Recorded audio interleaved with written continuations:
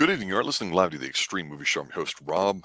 I'm flying solo tonight here. I'm going to be covering this very special movie that I wanted to share out with everybody here on the Extreme Movie Show. It's a TV movie called Brian's Song from 1971, starring a young Billy D. Williams and a pre-Godfather James Caan.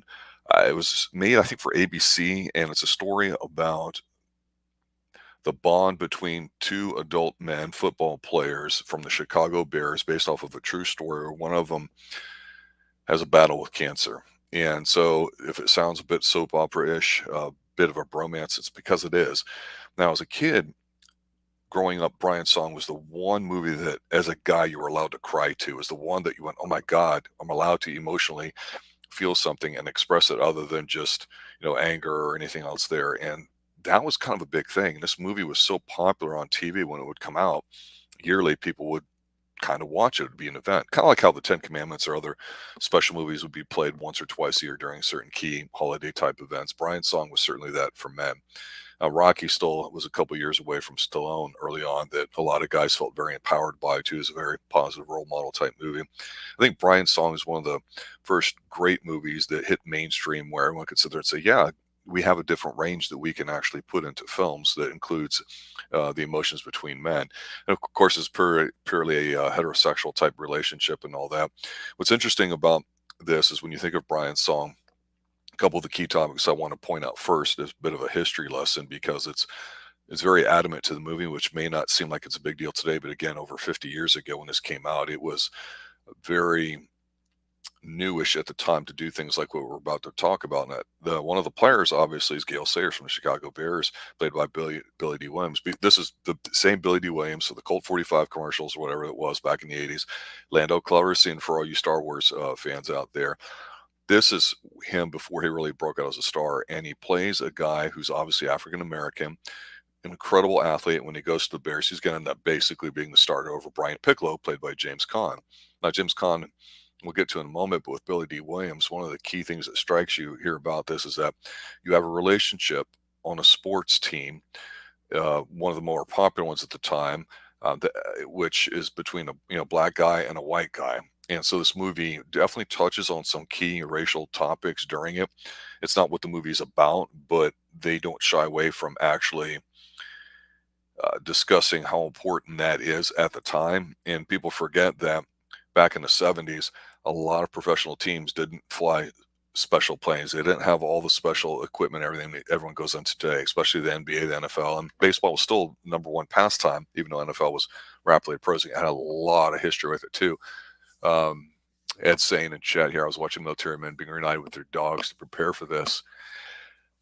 Yeah, those are always nice little clips too, Ed, right? When we see those anywhere they're at, the live stuff. I mean, and again, Brian's Song, I haven't watched this in, God, probably 20, 30 years at least. I think it was on TV the last time I said it, and it was near the end. So I was like, okay, I'm just going to go ahead and, watch a few minutes of it knowing how the end is. But the thing with the movie is it's not very long, but what's good about it is that it's not particularly vulgar. I will say this, though, going back to the whole black white racial component of this relationship, and that's, there is a use of the n-word in here as a bonding type situation. That's all I'm going to say. If you have not seen the movie, I think you can get it free on YouTube or Tubi or anywhere, unedited, I believe. At least that's how I saw it here in the United States.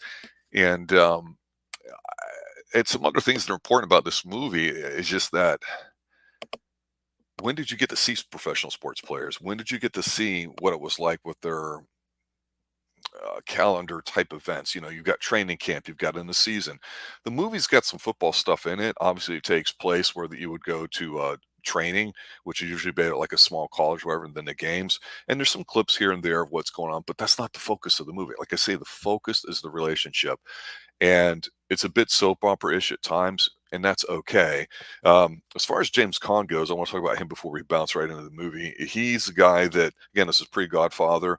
We recently on the Extreme Movie Show had covered Thief, Michael Mann's first big foray into TV film, the guy that did Miami Vice, Heat, Collateral, those movies.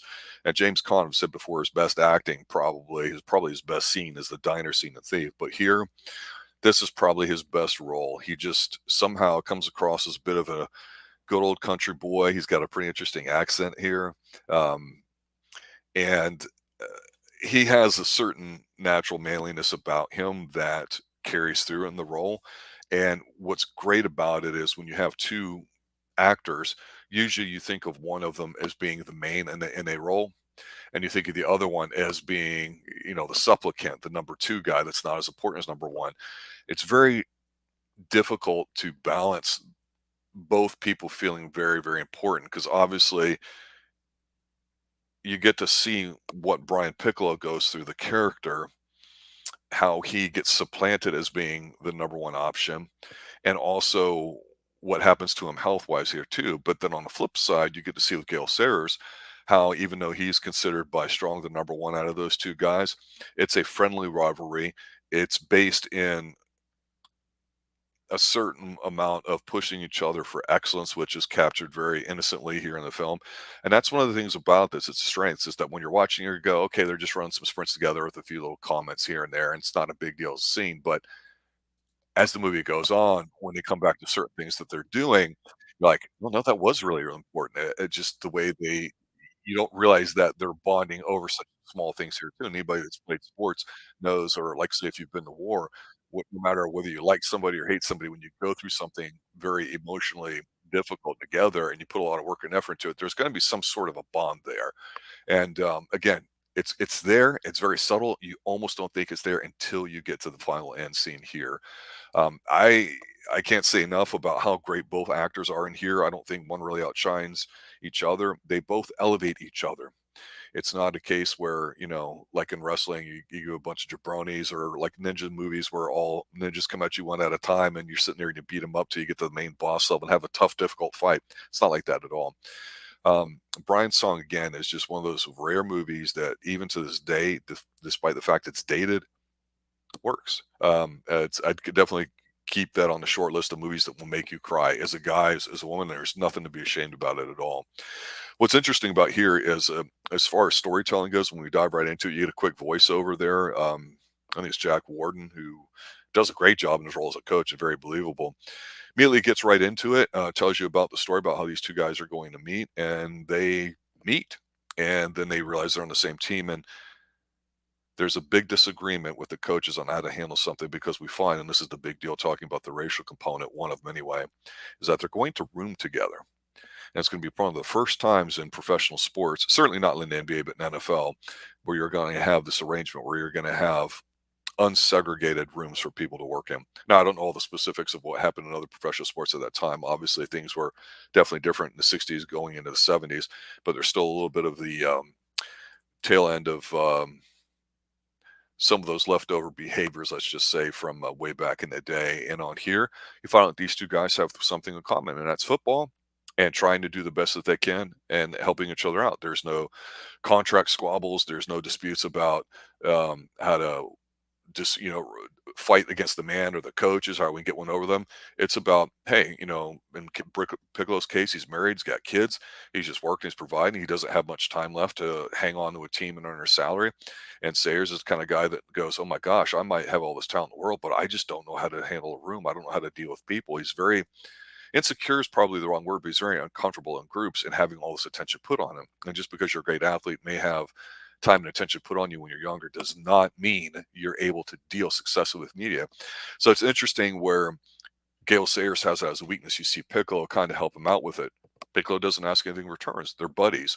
And they have some of the, the high-fiving kind of stuff that you would see a lot more back in the 70s than kind of how they do it today. So there's some dated little mannerisms in there, but it's still kind of cool to see that. And it's refreshing to watch because again, it's about a relationship between two people, and that's it. Obviously, something bad happens at the end, but when you're watching this movie, it goes so quick, and an hour 15 minutes, however long it is. Once you get to the end, you're like, oh my god, this is really, really happening. Um, yeah, Ed, your rule about rookies not starting and Brian paid his dues. It's true. And the other thing I want to mention about the NFL too, just for our sports junkies that we have a lot of here on the Extreme Movie Show, a lot of Redskins fans in particular, it's it brought back to me the thought that the NFL was completely different animal back then than what it is today. Of course, today throwing for 4 or 5,000 yards is like throwing for like 3,000 yards 20 years ago. It's really not that impressive, and it's a very pass happy league, kind of like how the NBA's degraded for the sake of scoring points and stats. you really can't do too much, and so it cheapens the game. Back then in the NFL, yes, people made money, but there were still a lot of professional sports where people had second jobs to earn incomes, and you certainly did not have the amount of money put into it that you do today. And again, a major injury like a knee injury, and it was pretty much a death sentence professionally, sports wise talking, because the recovery and surgery options and recovery and all that stuff's just not wasn't available then like it is today. And so your livelihood depended on it more than if you just sign a fat contract as a rookie and you flame out. Well, you still got a few mil in the bank, you're good to go. This movie reminds you that, hey, it was run first, run first, run first, and then run again. After that, you hardly pass the ball at all. And there's your exceptions. You think about like Frank Tarkenton or Sammy Barr or a few others, but the reality of it is you got a fullback and a halfback, and you basically had a lead blocker for you if you were running the ball. And even someone as great as say John Reagan's from Kansas in '75, and then he eventually ended up with the Redskins and all that, was probably one of the last true halfback, fullbacks combinations out there that really could carry a team. And of course, as a Redskins guy, I might say Sellers was a touchdown vulture for a year or two, 10, 15 years back with the Joe Gibbs 2.0, but getting ahead of ourselves, or Michael Allstott even from Tampa. But those are the rarities. Those are the exceptions to the rule. But back then, you saw that the game was very physical. You're reminded that they are going through a couple years together on the team and having to make it and everything else. So when it was time for Sayers to take the lead, he did, and there was no animosity. It was only about support. And again, it's something where with Billy D. Williams, if you're not familiar with him, he plays the role very subdued.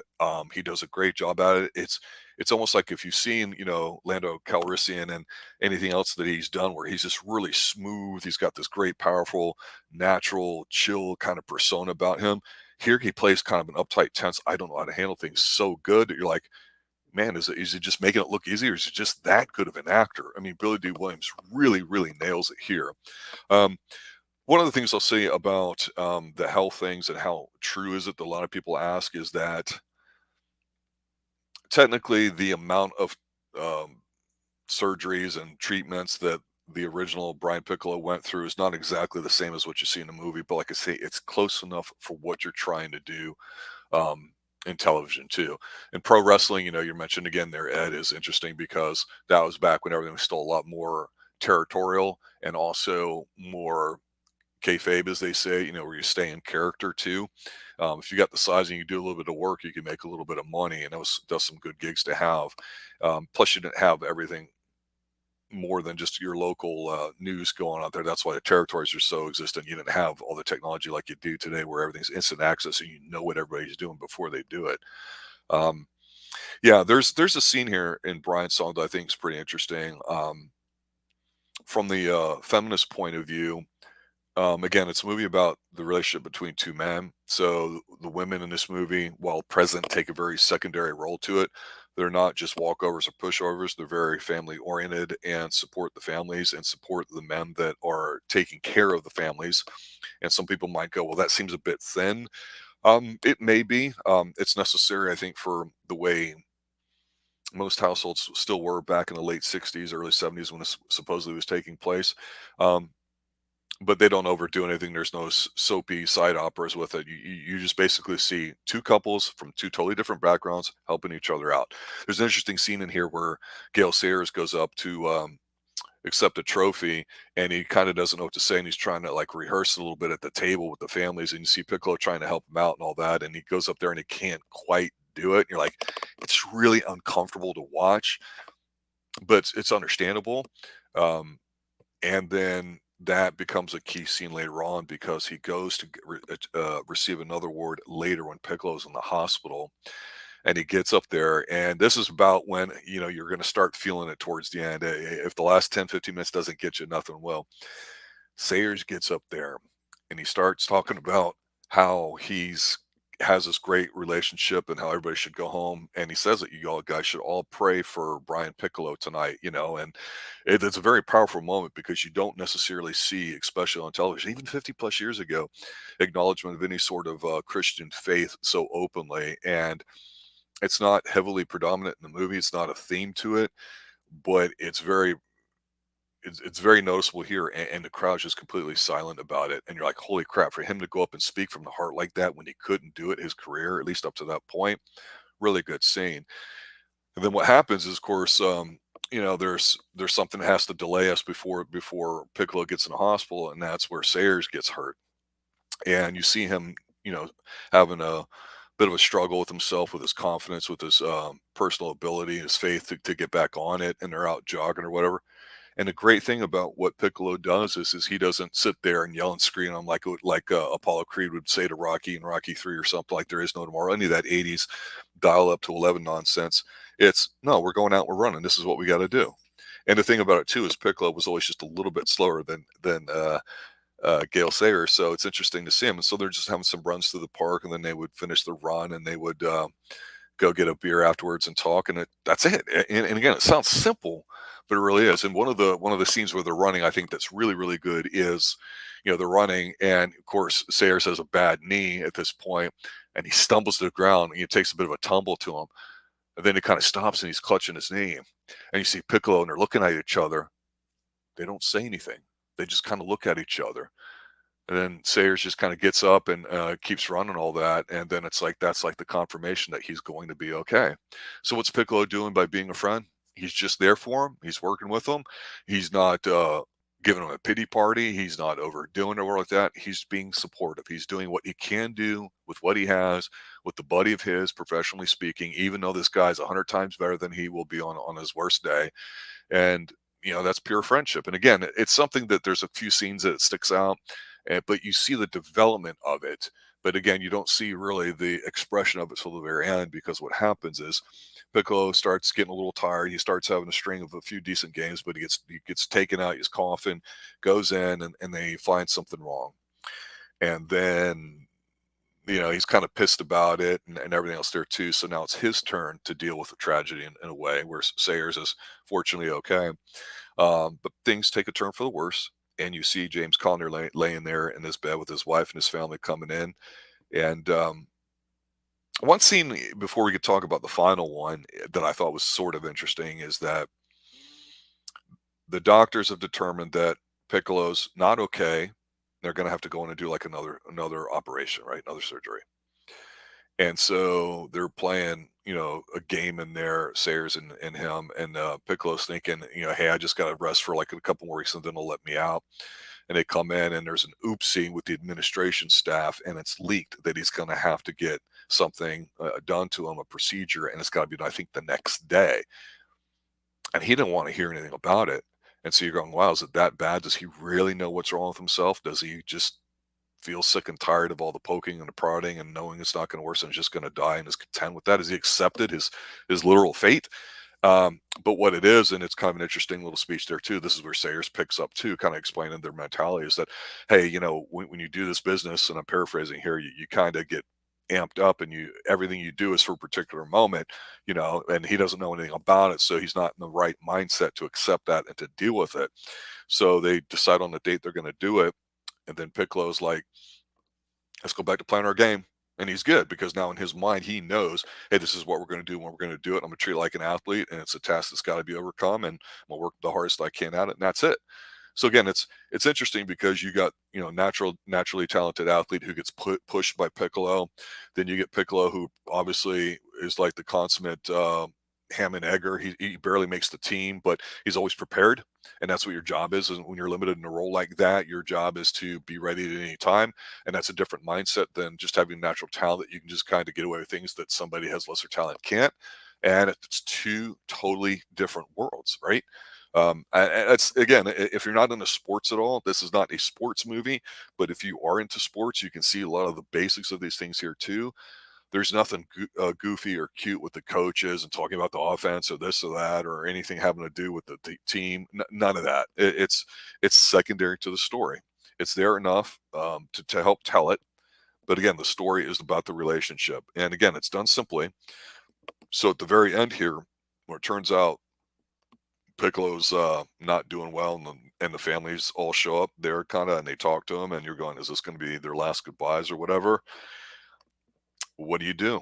Well, much like Piccolo did all for Gale Sayers' career, um, the reverse is true. Sayers, comes up to him and they're talking, and what can he do? Hold his hand and he can listen, and that's what he does. And if at this point, as a guy, you don't want to say I never cry because I'm a guy. If water's not coming out of your eyes a little bit, or at least welling up a little bit, I don't know what to tell you because again, made for TV type movie, but so powerful and all that. It's one of those things where you don't realize how these little simple things that they're showing, very, very moot and trivial by today's standards, especially the way action's done today and all that stuff. Though that's where the relationships are formed. And in here, it all adds up to this last powerful ending scene where you see him kind of barely being able to talk to Gail Sayers and this and that, and then boom, movie's over. I mean, it's a pretty powerful piece. It's very effective. It's one of those movies that when you talk sports movies, you always think of like Bad News Bears is one of the best baseball movies from the mid late 70s. A lot of people like to talk other baseball movies and boxing and stuff. Just in terms of a pure story that doesn't have to be about sports, but just has it in it, is this one, and it's definitely on the short list for one of the great films that's out there just to watch in the right mood, and not that you watch it because you want to cry or feel like a sad sack, but simply because you want to see what good acting is, simple storytelling and writing. It's tremendous. It's not the kind of movie, Brian Song, where you're going to sit there and say, "Man, I'm going to rewatch it again," like Ace Ventura or some other goofy ass movie that just you get in the mood for. But it's a perfect example of a movie at the time that captured what was going on. It was it works. I mean, and that's what it comes down to. It doesn't have to be the best movie. Some people might think it's a little hokey or cheesy, but you know what? Soap operas are still get the ratings in and all that trash out there. It's compelling because it touches you in an emotional way. And it's very difficult to sit there and say that you can have a movie that does this. If you think back to television back in the 60s, you might have had the Wild Wild West, where you had a very equal number one and number two with Robert Conrad and was it Artemis Gordon um, as treasury agents, I think it were on the train, and that was a fun show. So again, to have an equal, even though somebody's going to be a star of something, it's difficult to do. Usually somebody's just a sidekick, and you don't get that feeling at all here with Brian Song. You get tremendous acting, very simplistic, straight to the point, and no wasted nonsense in the storytelling part to it. Again, from the immediate voiceover to what's going on, they're telling you, hey, this is the story of this. This is what's going to happen. Boom, right into it, and they meet like within 1 minute. So there's no big fancy ass introduction or special cut scene or a James Bond type opening. You get right to it. And that simplicity, it's not always the easiest thing to do, but it works. And I wish a bit more of storytelling today would be a bit more simple, direct to the point, and not saying, "Hey, if we put this in, we know we're really, really going to be hokey about it, or we're going to try to be cute with it." It's tough to take a pretty real story and not over dramatize it. Because again, this is based off a real thing that actually happened that everybody knew about and talked about. It's not just a oh, it could have happened sort of thing. It did happen. Um, I just think it's something that everybody should see if you're into film and all that. And if you're a fan of, say, James Caan, we've talked about him, like I said recently with his passing, this is definitely a great performance by him. Billy D. Williams is in it. There's a lot of side actors that if you're an older member of the Extreme Movie Show and you've listened to our stuff for a few years, you're going to recognize some of them. Or just if you've watched TV a lot, if you're younger and you've never heard of this, it's one of those few movies that everyone's going to kind of agree of like, yeah, it was that kind of a big deal back in the day as far as a man's movie. It's definitely worth watching. It's not testosterone fueled like say Conan or like a Rocky, which is also a very powerful movie. This one's just simple and damn it, it works. So put Brian's Song in your bag there. Definitely worth watching there too. Phenomenal movie. Definitely on the short list of an Extreme Movie Show we want to talk about for years, and seems to be the right time. Ed, I know you're familiar with it, and the others that are listening here, check it out. And if you haven't seen it in a long time, check it out again to see if I'm still right. Let me know what you think. We'll be back next week. Just completing Brian's Song here. We'll be back on our regular schedule of Wayward Pines at 6:30. We're ready to go live 7 o'clock here Eastern to talk about Renfield. But again, Brian's Song, made for TV movie. Go find it. Go watch it. Have some Kleenex next to you. It's okay. You're allowed to cry a little bit. This movie should make you do it. For all you guys watching, listening, thanks for watching. Thanks for listening. Thanks for letting everybody know that we exist here on the Extreme Movie Show. That's really, really cool. Just being able to share a little bit of time with you guys talking about stuff that we enjoy, or maybe if we don't enjoy it, why we didn't, and just having a little bit of fun with that. So have a good night. As always, stay extreme.